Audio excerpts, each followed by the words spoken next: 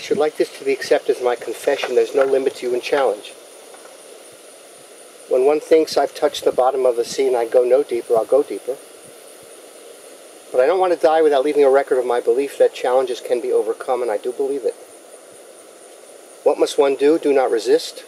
Accept it fully and make it a part of life. Everything in life that we really love will one day undergo a change. I chose this poem deliberately because as I learned about Lillian, she had hearing challenges since she was a teenager, and her ability apparently to convert those challenges into a life of music and song, love of the cello, orchestra, and performances clearly indicates her ability to overcome and her resilience throughout her life. During this season of year, we use the expression, the metaphor of a book of life, as you well know, both from Rosh Hashanah all the way through next week's end of Sukkot. And we say that a good book, or a bestseller as I would call it, has to have three dimensions to it. It should have some length, it should have some depth, and it should have some breadth. By all accounts, Lillian's life was blessed with all three dimensions. And so I'm here today merely as the conduit, the representative of the family, those of you here today, those of you watching from all over the country. As I learned about Lillian's popularity, both at Riderwood and I'm sure within her family as well, represented here today by cousins and family and by two granddaughters, by one great-granddaughter,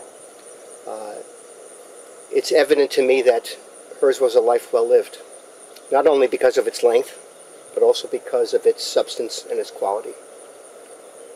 I would like to acknowledge those who are part of this family, this extended family, as well as to take note and remember husband Jack and son Paul, I'm sure in your hearts and in your minds as well today, along with cousins and family and families, Gail and Isaac and Karen, memory of June as well, her grandchildren, Lindsay, Melissa, and Alexandra, along with various families, the Fryrich family, the Bell family, Wanda Kauffman, the Jacobson family, the Post family, the Sanders family, the Gribbons family, and the Russell family, all of whom are to be considered today in the category of mourners as well. I think I can best honor Lillian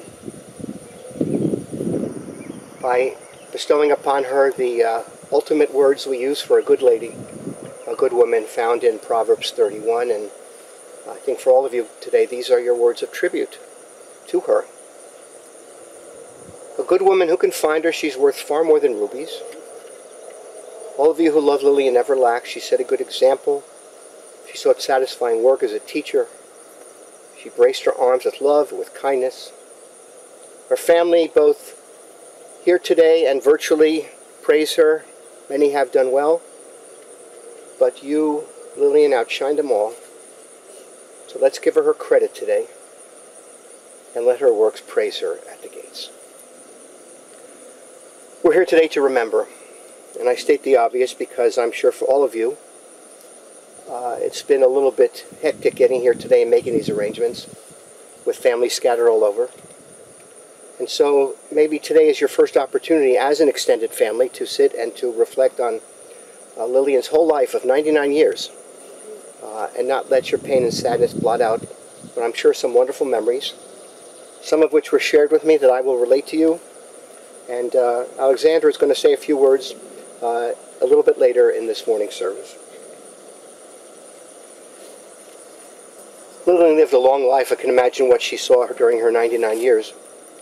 But I would like to put a little structure and meaning to these moments by sharing with you what I learned from the members of the family.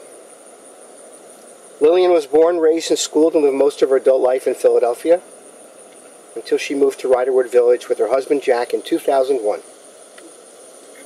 Looking back at the history of the family, I'm told there was much love and liveliness in her family, which consisted of her parents and her younger sister, June. Lillian started wearing hearing aids at age 15 up until her death. Her ears and hearing were a problem all her life, and she had debilitating bouts of vertigo. Amazingly, this did not deter her from pursuing a career and a life filled with music. She loved music at an early age and learned to play the cello. She had wonderful teachers, played chamber music, was in many orchestras. Groups of friends who played string instruments would regularly get together to play at each other's homes.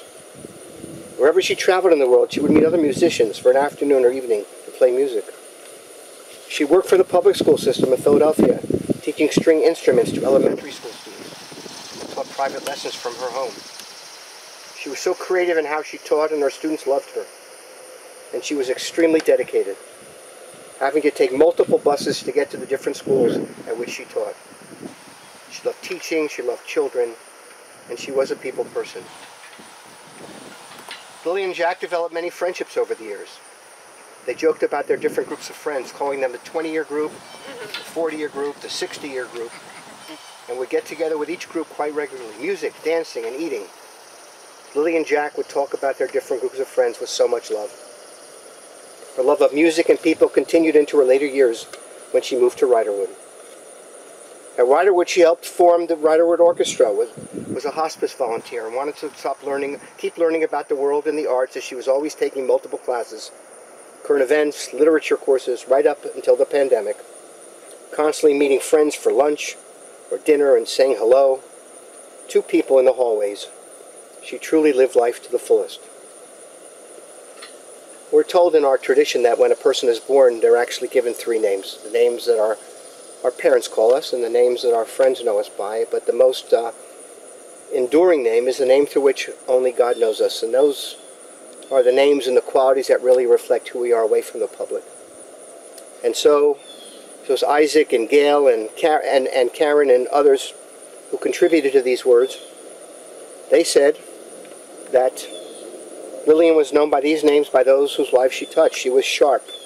Remarkably, through her 99th birthday this July, she could still recount long stories involving events from decades ago, people long deceased, in great detail and with a keen sense of humor. They write, "We should all be so lucky as to enjoy the life of the mind as much as Lillian Kauffman throughout the entirety of one's life." Lillian's niece Gail remembers visiting Jack and Lillian when she was growing up. At that time, Uncle Jack would shine and be the center of attention, while Aunt Lillian was quieter. After they moved to Riderwood Village in 2001, Gail spent a lot more time with them. She realized that Aunt Lillian was tremendously strong and capable and extremely social. She watched when Lillian and Jack walked into the Riderwood dining room. They would split up, each walking to a different table, chatting with friends, and the whole table would end up smiling and laughing. Then they would then meet at their table after having brightened the whole room. Lillian Kauffman lived a long, active, and interesting life. As Gail Bell states, quote, "She was quite a lady.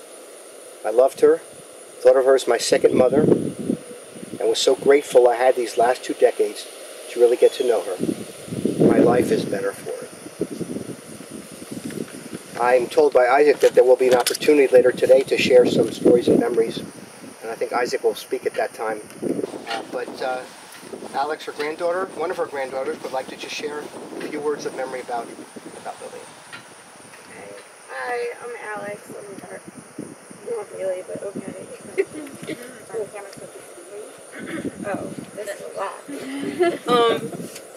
I don't know. I'm like really bad at public speaking.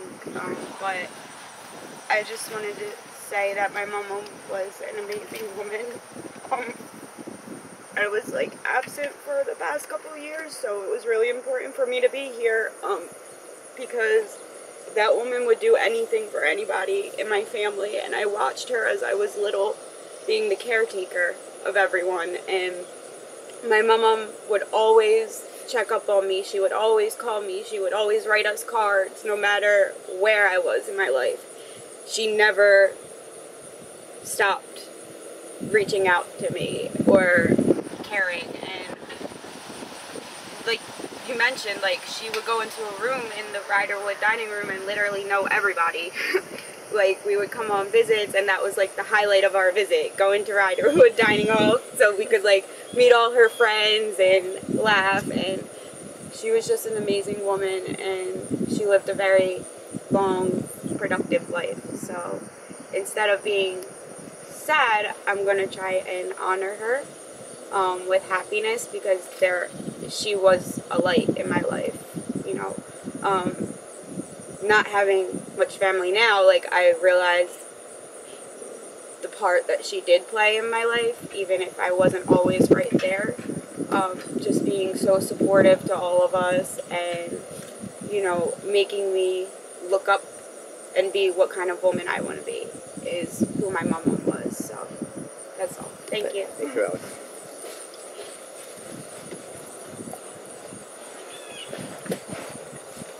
And in keeping with what you just said, Alex, the Hasidim have a saying that there are 3 levels of mourning. The lowest level is to cry, and the middle level is to be silent.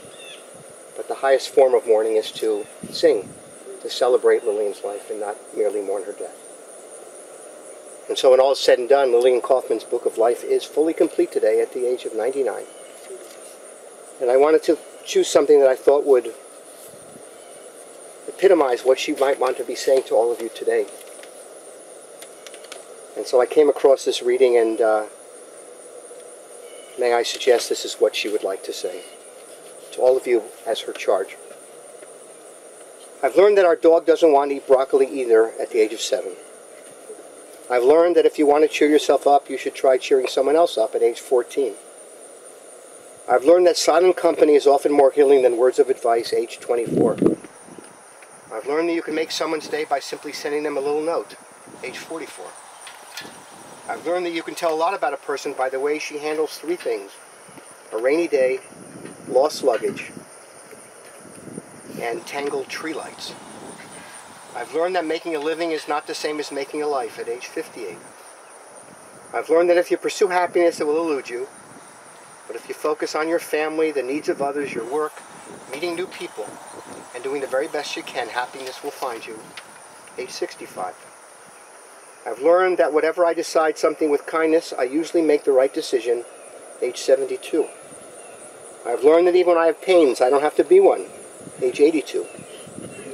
I've learned that every day you should reach out and touch someone. People love that human touch, holding hands, a warm hug, or just a friendly pat on the back at age 85. I've learned that I still have a lot to learn at age 99. May the memory of Lillian Kauffman, beloved family member, aunt, grandmother, cousin, relative, and friend, always be for a blessing. Amen. O Lord our God, who dispenses life and death in mysterious ways, we ask now that our prayer on Lillian's behalf be accepted. And because of these moments, we recognize the frailty of life. We remember the words, the dust returns unto the earth as it was, but the spirit returns to God who gave it. To Lillian we say, Afar at viel afar tashuli, dust you are, and to dust you will return. In Lillian's memory, guide all of you as her loved ones, the faith to capture in your lives even some of those many qualities that you loved her for. This is how you confer upon her a real taste of immortality. And at this hour of goodbye, we pray, God, you forgive any wrongs Lillian may have committed. But remember all that was good, giving, during her 99 years in this land of the living. In this way her soul will be bound up in the bond of life. God is her portion. And may her memory be for a blessing. Amen. El malei rachamim shochein bamromim, hametzei menucha nechona tachat kanfei hashchina, malot kedoshim utohorim kezohar akia mazirim, et nishmat haisha l'nishalcha liolama began Eden, tehei menucha tana balarachamim masti reha b'seter kanafecha liolamim, utror bitror hachayim et nishmata, Adonai hu nachalata, V'tanuach b'shalom al mishkava, v'nomar, Amen. O God, exalted, full of compassion, grant perfect peace in your presence to the soul of Lillian Kauffman, who has gone to her eternal home. In Master Mercy, we beseech you, remember all that was good in her life. In this way, Lillian's soul will be bound up in the bond of life. God is her portion, and may she rest in peace. Amen. Since you all represent the collective extended family, both here and Looking in, I'd like to ask everyone if they're comfortable standing to please join in Mourner's Cottage.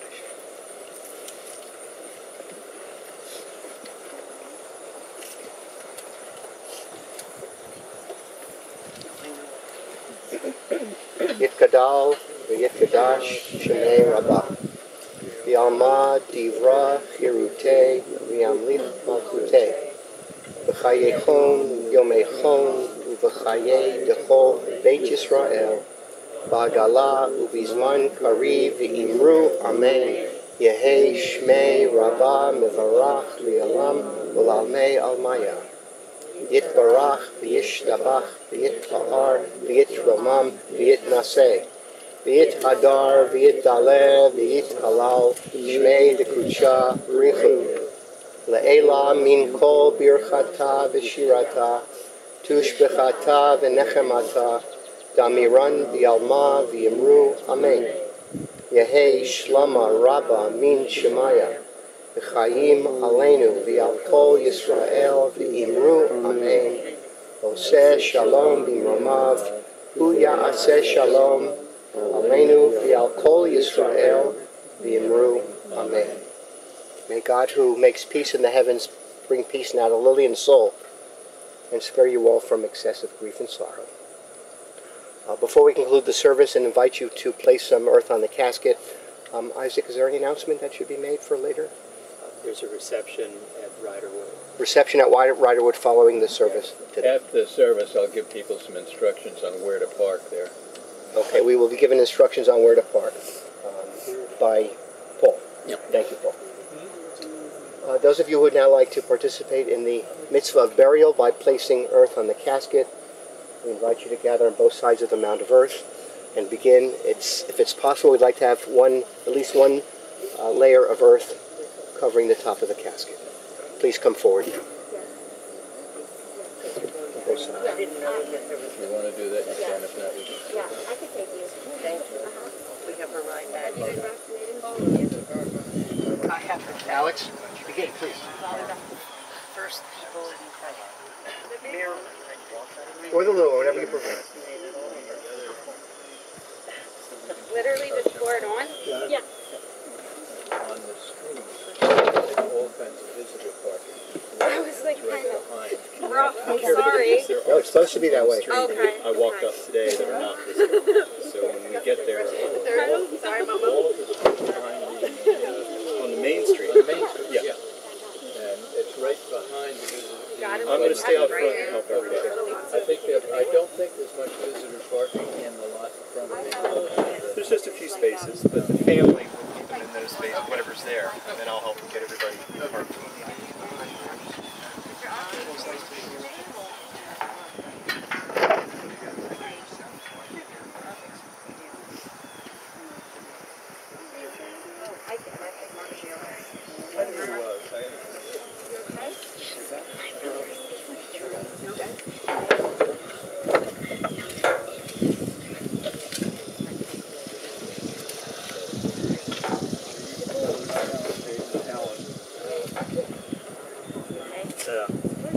John?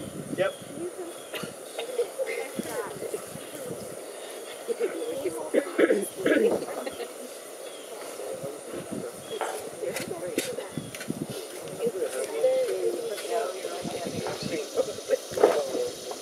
He's like,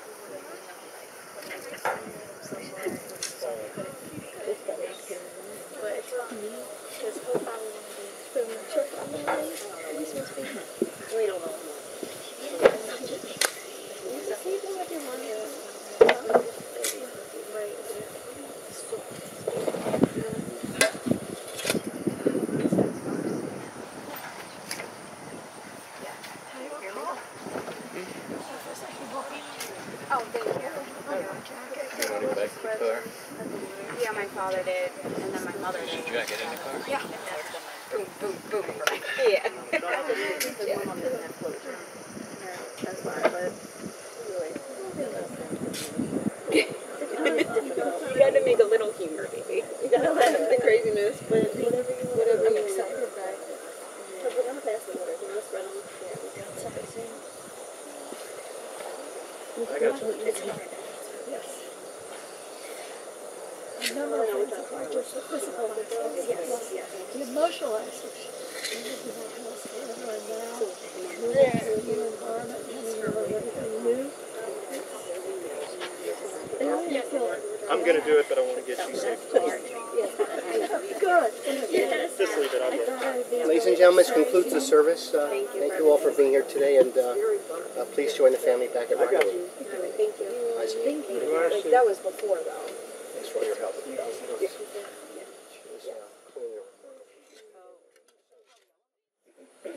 Yitkadal v'yitkadash shemei Rabbah v'alma divra chirutei v'yamlich malchutei v'chayechon yomechon v'chayei dechol beit Yisrael v'agala u'vizman kariv v'imru amen Yehei shmei Rabbah mevarach v'yalam v'lalmei almaya Yitbarach, v'yishtabach, v'yitpa'ar, v'yitromam, v'yitnaseh, v'yithadar, v'yitdaler, v'yithalal, shmei d'kudsha richu.